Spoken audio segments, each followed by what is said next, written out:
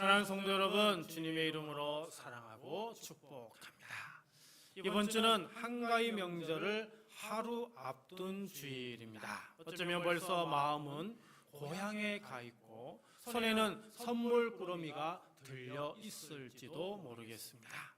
우리는 이 시기만 되면 우리는 자연스럽게 가족을 생각하게 됩니다.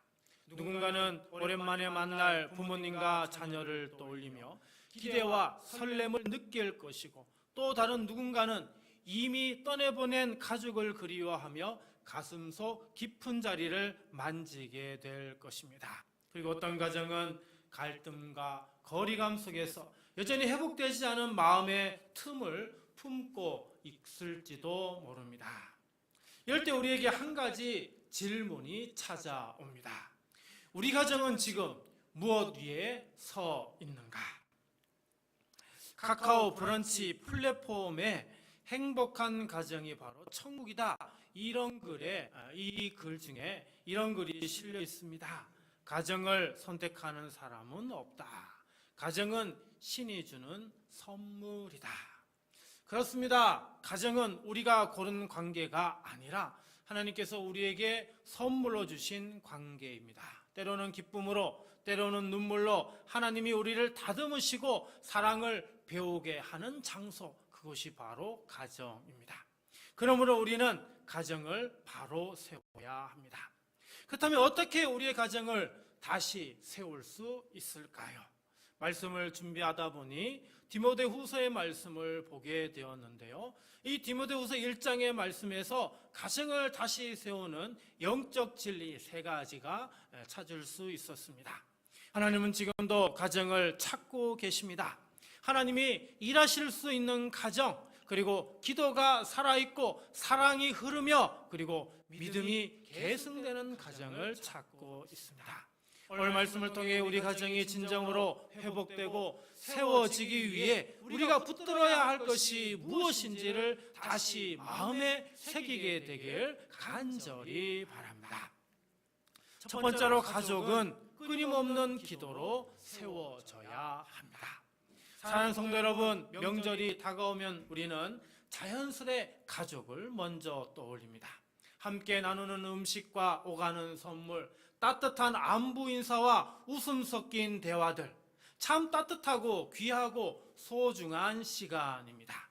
그 모든 순간이 하나님 보시기에 참 아름답습니다. 그런데 오늘 바울의 말씀은 우리에게 가족을 향한 더 깊은 사랑의 방식을 보여줍니다. 그것은 바로 기도입니다. 바울은 3절에서 이렇게 고백합니다. 내가 밤낮 간구하는 가운데 쉬지 않고 너를 생각하여 청결한 양심으로 조상적부터 섬겨오는 하나님께 감사하고. 자, 여기에서 쉬지 않고 라는 단어가 나오죠. 헬라어 의미로 보니까 숨 쉬듯 계속되는, 중단 없는, 멈추지 않는, 끊어지지 않는 그런 기도를 뜻합니다. 바울의 기도는요, 하루에 한 번 드린 어떤 의무적인 기도가 아니었습니다. 그의 삶은 언제나 디모데를 향한 기도로 연결되어 있었죠. 한 번 하고 마는 기도가 아니라 호흡처럼 이어지는 기도였습니다. 팀 켈러 목사는 그의 책 기도에서 이렇게 이야기를 합니다. 기도하지 않는 삶은 영적으로 숨을 쉬지 않는 것과 같다. 기도는 하나님을 신뢰하는 자의 영혼의 호흡이며 우리가 하나님과 함께 살아가고 있음을 가장 명확하게 드러내는 방식이다, 이렇게 이야기를 했습니다. 바로 바울이 이렇게 살았죠. 그는 디모데를 위해 숨 쉬듯 기도했고, 그 기도는 단순한 사역적 책무가 아니라 자녀를 향한 아비의 마음에서 흘러나온 깊은 사랑의 표현이었습니다. 사랑은 말로만 표현하지 않습니다. 진짜 사랑은 기도하며 기다리는 것이죠. 종교개혁가 깔뱅은 말합니다. 참된 사랑은 기도로 나타난다.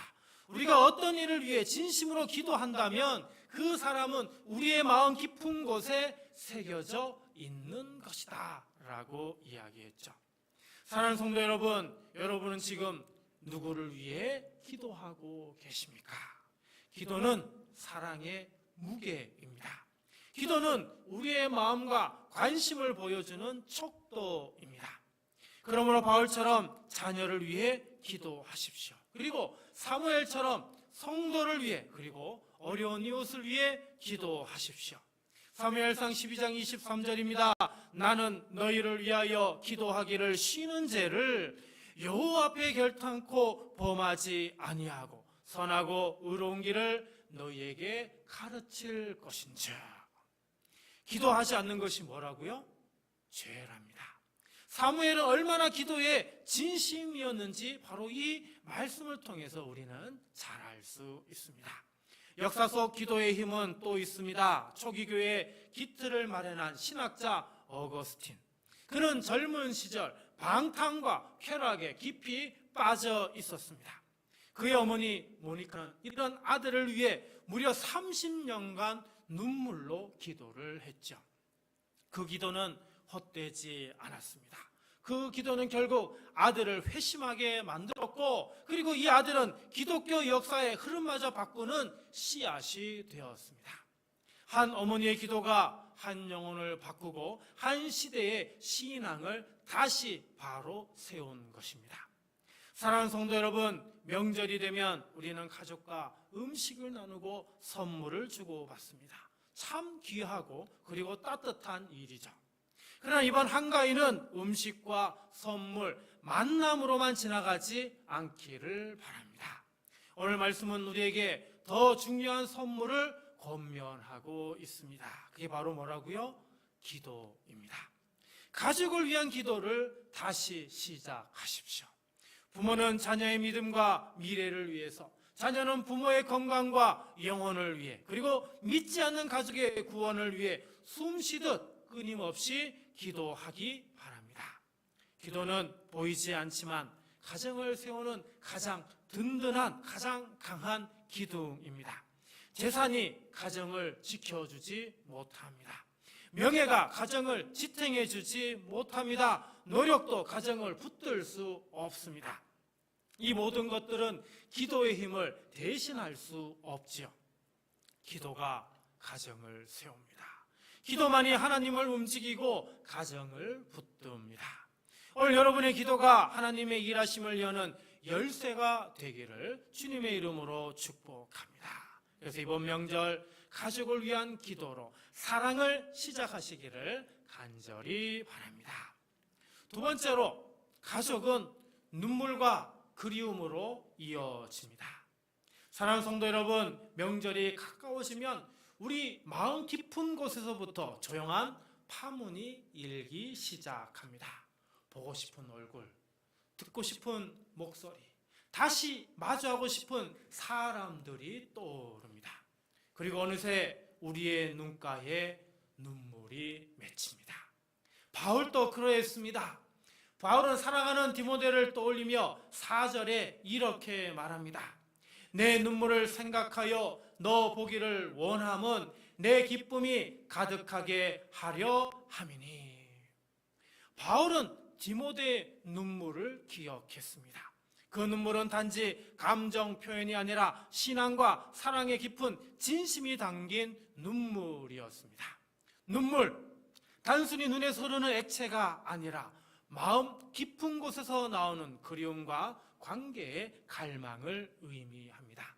신학자 매튜 헨리는 이런 말을 했습니다. 눈물은 사랑의 언어이다.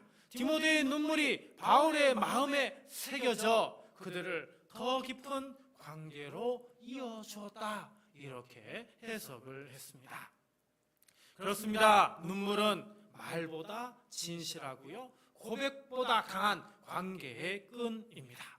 바울은 그 눈물을 통해 디모데가 자신을 얼마나 사랑하고 신앙의 길을 얼마나 진심으로 걷고 있는지를 느꼈던 것이죠. 사랑하는 성도 여러분, 여러분도 가족을 향해 그런 눈물을 흘려보신 적이 있으신지요? 멀리 떠나 있는 자녀를 향한 부모의 눈물, 오랜 병상에 누운 가족을 지켜보며 흘리는 눈물, 돌이킬 수 없는 관계 안에서 흘리는 회한의 눈물, 멀리 떠나보낸 가족을 향한 그리움의 눈물. 이 모든 눈물은 단순한 슬픔이 아닙니다. 사랑의 깊이요 하나님께 올려지는 기도의 언어입니다. 헨리 나우에는 상처 입은 치유자에서 이런 말을 했습니다. 우리는 자신의 상처를 숨기고 감추려 하지만 사실 상처는 치유의 통로가 될 수 있다. 우리의 고통을 통해 다른 이의 고통에 다가갈 수 있으며 그때 하나님은 우리의 약함을 통해 일하신다. 눈물은 단지 감정이 아니라 관계를 회복하고요, 하나님 앞에 내어놓는 가장 진실한 기도입니다. 요셉의 이야기에서 우리는 그런 눈물을 볼 수 있습니다. 형들에게 버림받고요, 종으로 팔려갔던 요셉은 오랜 세월 동안을 보내면서 나중에 다시 형들을 만나게 됩니다. 이때 애굽의 총리가 된 이 요셉은 형들에게 복수를 할 생각을 전혀 하지 않지요.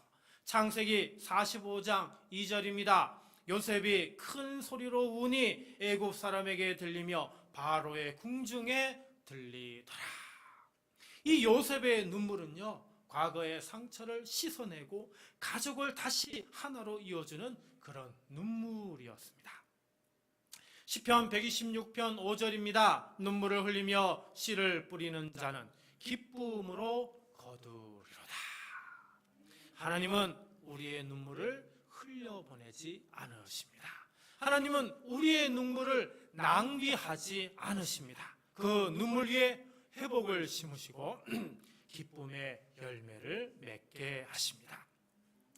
어느 어머니의 이야기입니다. 군대에 간 아들의 신발을 매일 바라보며 그는 눈물을 멈출 수가 없었습니다. 너무나 간절히 보고 싶기도 했지만 군대에서 사건 사고가 끊이지 않는 이 뉴스를 들으면서 그의 눈물은 단지 보고 싶은 것 그 마음뿐만이 아니라 무사히 돌아오기만 해다오라고 하는 간절한 기도였습니다. 아들이 건강히 제대하던 날 그는 이렇게 고백을 합니다. 나는 아들을 위해 울며 기도했고 지금은 감사하며 눈물을 흘립니다. 눈물은 사랑의 씨앗이었고 감사의 열매가 된 것이죠. 사랑하는 성도 여러분, 이번 명절에 혹시 사랑하는 가족을 생각하며 눈물이 난다면 그 눈물을 숨기지 마십시오. 그 눈물을 부끄러워하지 마십시오. 그 눈물은 하나님께 드려지는 가장 진실한 기도가 됩니다. 그 눈물은 상처를 치유하고 마음을 열게 하며 관계를 회복시키는 능력입니다. 그 눈물은 용서를 준비하게 하고 그 눈물은 가정을 다시 하나 되게 만들게 됩니다. 사랑하는 성도 여러분, 이번 명절 눈물로 기도하시기 바랍니다. 가족을 향한 눈물은 하나님께 상달되는 기도입니다. 눈물은 약함이 아닙니다. 눈물은 사랑이고 기도이고 그리고 회복의 씨앗입니다. 그 눈물은 반드시 기쁨으로 바뀔 줄 믿습니다. 이번 명절 눈물의 기도를 통해 가정이 회복되시고 마음이 하나 되고 그리움이 기쁨으로 바뀌는 그런 은혜가 가득할 수 있기를 주님의 이름으로 간절히 축복합니다. 마지막 세 번째로 가족은 진실한 믿음으로 세워져야 합니다. 사랑하는 성도 여러분, 가족을 진정으로 세우는 힘은 정말 무엇일까요? 그것은 다름 아닌 진실한 믿음입니다.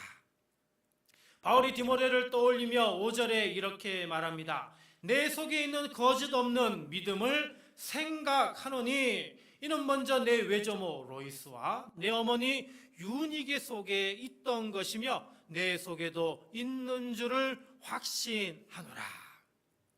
자, 바울은 디모데의 그 믿음을 뭐라고 얘기합니까? 거짓 없는 믿음이라 이렇게 이야기를 합니다. 이 단어의 원어를 해석하면 위선 없는 믿음, 꾸밈 없는 믿음, 삶으로 드러나는 믿음, 이런 의미가 담겨져 있습니다. 즉 바울은 디모데의 이 말보다 디모데의 이 삶을 보았다라고 하는 것이죠. 그 삶 속에 깃든 신앙의 진실함, 그 믿음의 뿌리를 보았던 겁니다. 여기서 우리가 기억해야 할 것은 믿음은 단지 말로만 전해지는 것이 아니라는 그런 사실이죠. 삶으로, 본으로, 눈물로 전해지는 것, 그것이 바로 참된 신앙입니다. 디모데의 믿음은 결코 하루아침에 생긴 것이 아닙니다. 먼저 그 믿음은 외할머니 로이스의 기도에서 시작되었습니다.